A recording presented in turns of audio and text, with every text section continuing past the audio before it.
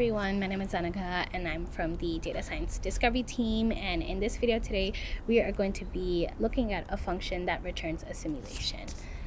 So let's go ahead and get started. So here we want to go ahead and write a function called simulate dice that returns a simulation of rolling a side-sided die 10,000 times with a default value of sides equals 6.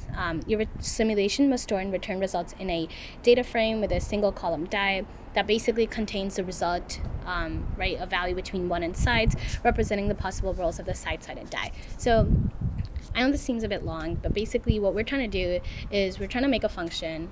And if you did the simulations homework, this is very similar to a simulation, except you're basically wrapping that simulation into a function. So you're returning the results of that simulation. So basically what we want to do is, write a function. We want to perform our simulations 10,000 times of rolling a side-sided die. And sides is a parameter basically into our simulate dice function, right? This will have a default value of sides equals 6, but in the very end, we just want to go ahead and return that the results of the simulation, which is a data frame, which we are already familiar with, right? So first thing, I want to go ahead and define my function header. So it's going to be def simulate dice, and remember the parameter is going to be sides, which specifies the number of sides in our die, right? So this is something that can be passed in by the user, right? If I decide that I have a 12-sided die, I'll pass in 12 to my simulate dice function, right? That's something that's decided by the user. And here, this default value will be 6. So I want sides equals 6, and I'm going to go ahead and define my function now. Right, so the first thing is basically we're performing the simulation now, right? So in our simulations, I'm going to go through this kind of quickly because I assume that you all know how simulations work. If you are stuck on how simulations work, then I recommend watching the previous videos, which cover simulations in depth, right? So here, in the first step of our simulation is defining a data list, right, which we want to use to keep track of all of the results in our simulation. So it's going to be data equals basically an empty list in Python, right? And now we want to go ahead and perform our for loop, where one iteration of the loop represents one simulation that we're performing. But here we want to perform 10,000 simulations, so it should be for I in range 10,000. Yes. And now, within our function, or within our for loop, that's when we actually perform our action, right? We want to store that somewhere and then append it to our data list. So the first thing we want to do is actually define our result of the die that we'll roll, right? So I'm going to call it basically die, which is the result of the die roll, or I can call it result of die roll, any variable you want that kind of makes it clear to you that this number is the result of our die roll. And I'm going to use the random.randint function from 1 comma blank. So what do you think should go in that blank, right? We want to, it says here, returns a simulation of rolling a side-sided die 10,000 times. So this is something that the user who chooses to use this function will decide, right? Which is the sided die. So we want to basically use our parameter, right? We don't know what the total number of sides in that die will be, right? It could be, I could make it 6, like I could make it 100, right? I don't know that. You don't know that either, which is why we're going to use the sides parameter. So it says in the question statement too that you want to roll a side-sided die. So that's why it's random.random 1 comma sides. And now we have the result of a die roll, right? So kind of that second step in that simulation is appending that die roll to a dictionary, right?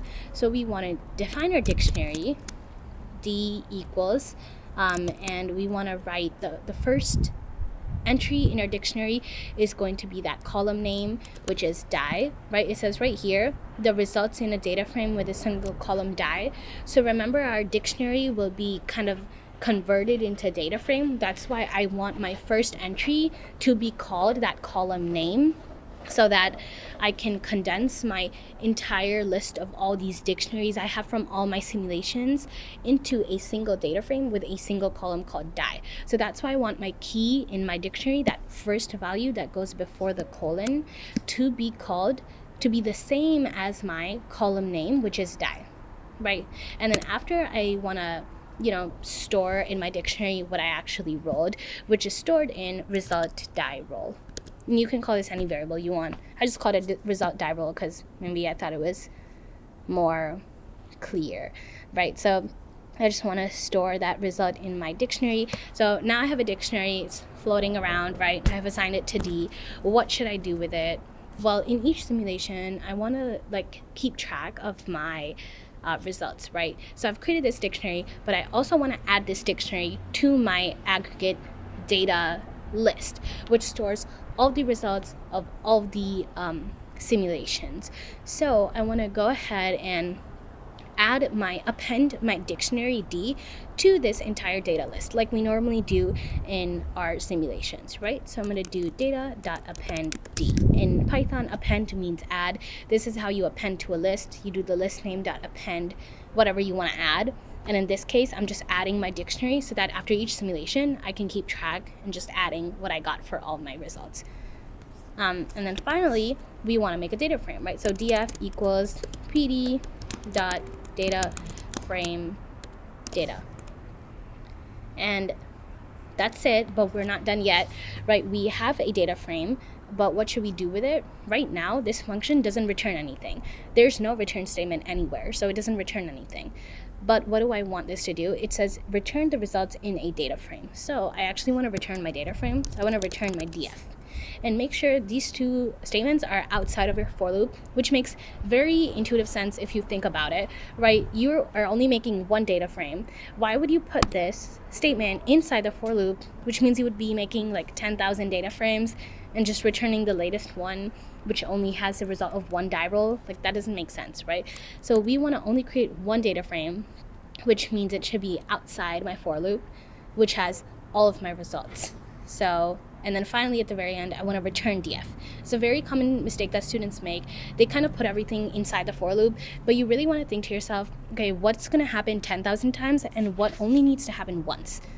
Well, all of these things need to happen 10,000 times. I need to roll the die again and again. I want to create a dictionary.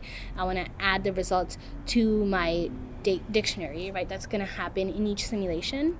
And after all my simulations are done, I finally have to make my data frame and then we just return that data frame. So kind of to be extra safe, I'm going to go ahead and call my function, which is a good practice that I recommend that you guys do as well. So I'm going to do simulate dice. Let's do a 6-sided die. Yeah, so as we can see, right, we have run the function. The variable simulate dice is defined. The correct type is function. And we successfully return a data frame with one column called die, which is the results of everything. So, I hope this video was helpful. If you have any questions, let me know. And you don't kind of go through this, make sense of it, right? We're just doing a regular simulation, but we're wrapping it around in a function, right? We have all the components of a regular simulation, except the only thing different here is that we're basically returning the data frame. And always kind of print out or test your function by actually defining and calling it. And yeah, that's pretty much it. So I'll see you next time. Bye.